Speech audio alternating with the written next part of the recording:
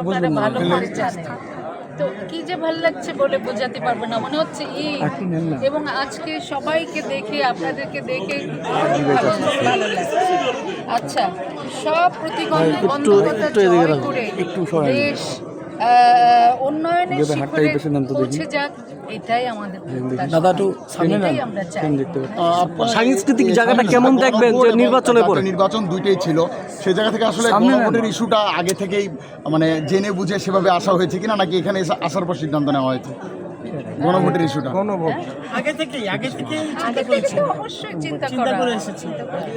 আপু, নির্বাচনের পরে কেমন দেখতে চাচ্ছেন যে সাংস্কৃতিক জায়গাটা, মানে বিনোদনের জায়গাটা, মানে কাজের জায়গা? বিনোদনের জায়গাটা, আমরা যেহেতু শিল্পী তো আমাদের চাওয়া থাকবে আমাদের ছবি বানানো, সুন্দর সুন্দর সিনেমা হল তৈরি করা আর অন্যান্য ফ্যাসিলিটিস দেওয়া, এই সমস্ত ব্যাপারগুলো আমি চাই।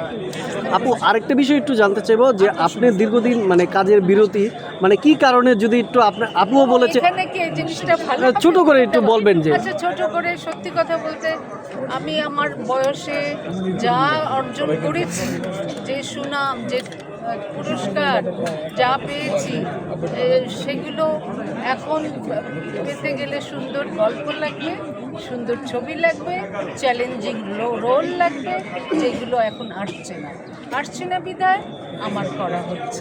আপু, গোলাপি এখন ট্রেনে, মানে আপনার এই সিনেমাটা এখন পর্যন্ত আমরা মোটামুটি দেখি দীর্ঘ অনেক আগে, যদি একটু বলতেন একটু কাজের অভিজ্ঞতা।